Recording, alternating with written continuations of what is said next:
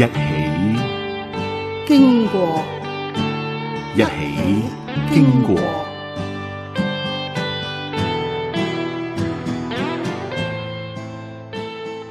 呢個星期我哋讀嘅經文係哥林多前書第15章，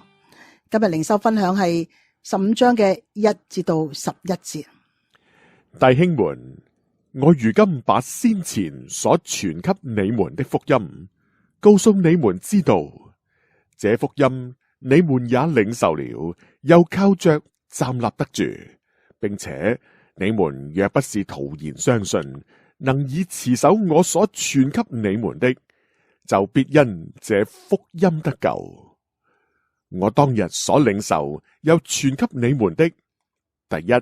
就是基督照聖經所說，為我們的罪死了，而且埋葬了，又照聖經所說，第3天復活了，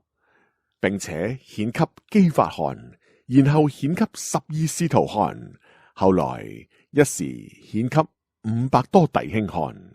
其中一大半到如今還在，卻也有已經睡了的。以後顯給雅各看，再顯給眾聖徒看，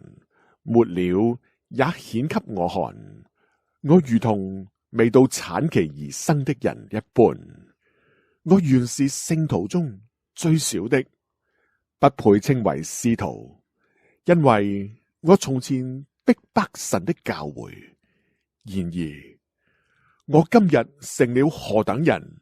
是蒙神的恩才成的，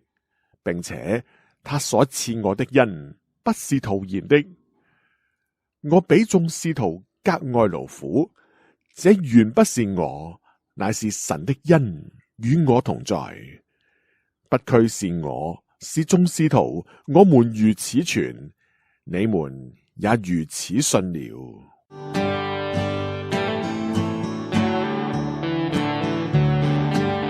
保羅喺呢度追述佢喺哥林多教會嘅時候所傳俾佢哋嘅福音。呢個福音呢，係哥林多人靠着得救嘅，就係基督照着聖經所說嘅，為我哋嘅罪死了，而且埋葬了，又照聖經所說嘅，第3天復活了。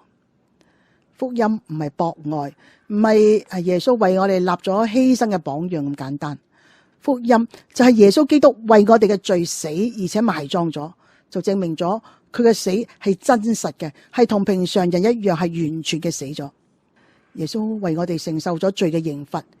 跟住亦都照住聖經所講嘅第3天復活啦。喺福音嘅呢3部分內容當中，最重要嘅就係基督嘅復活。因為基督如果只係為我哋嘅罪受咗刑罰，佢冇復活，就唔能夠叫我哋稱義得生命啦。所以基督如果冇復活嘅話，根本就唔係福音。呢個就係基督教信仰告白當中最重要嘅內容。保羅話佢所傳講嘅呢個信息都係照住聖經所講嘅，唔係佢自己發明嘅。如果冇依照聖經，就唔能夠話係福音啦。保羅講到耶穌基督復活之後咧，就顯現俾邊個睇過嘅記錄啦。復活嘅基督咧，曾經向彼得啦、向12使徒啦、向500個跟從者啦、向雅各啦等等嚟到顯現，然之後最後保羅先至講到自己。保羅喺度強調嗰啲見過耶穌基督復活嘅人咧，好多人仲在生嘅，仲活着嘅。換句話講，早期教會喺見證耶穌基督復活嘅信息咧，並唔係空談，而係有活生生嘅人喺度見證，再加上聖靈嘅力量，先至能夠使到福音大為廣傳。保羅將自己排到去最後一位，佢遇見復活嘅耶穌基督，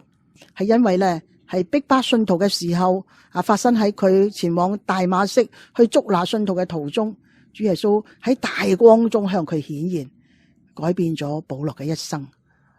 保羅喺度好卑微嘅話，自己係未到產期而生嘅，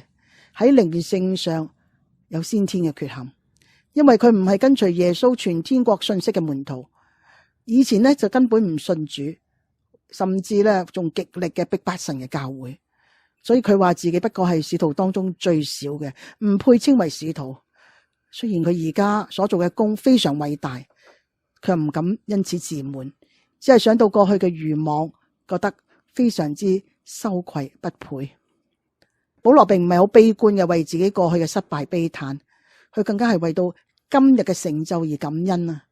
佢嘅感恩唔係覺得咧自己有相當嘅成功，而係因為佢將從前自己逼迫嘅教會嗰一種無知嘅情形，同而家嚟到做比較，就諗到主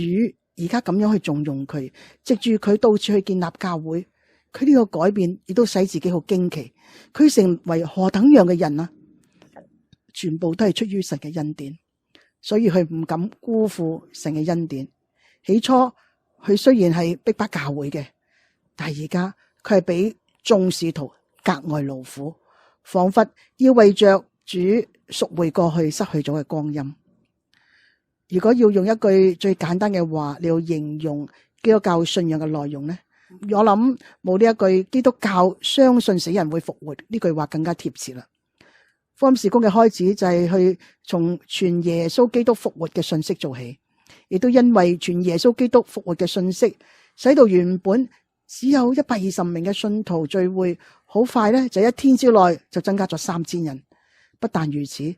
保羅話唔單止係門徒看見啦，亦都係一次過向500嘅人顯現，可見基督從死裏復活係千真萬確嘅事。而且呢一啲嘅人喺保羅寫呢封信嘅時候咧，都能夠仲係活着嘅。當我哋思想到呢一切嘅證據嘅時候，心裏面就再次得到激勵啦。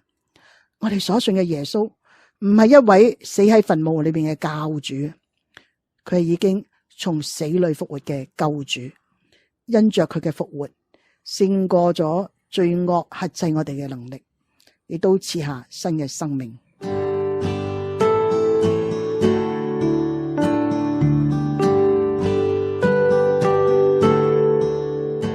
親愛主，讚美你，因為你從死裏復活嘅證據係千真萬確，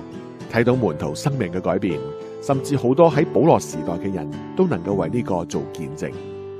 願你堅定我哋嘅信心，奉耶穌嘅名祈求。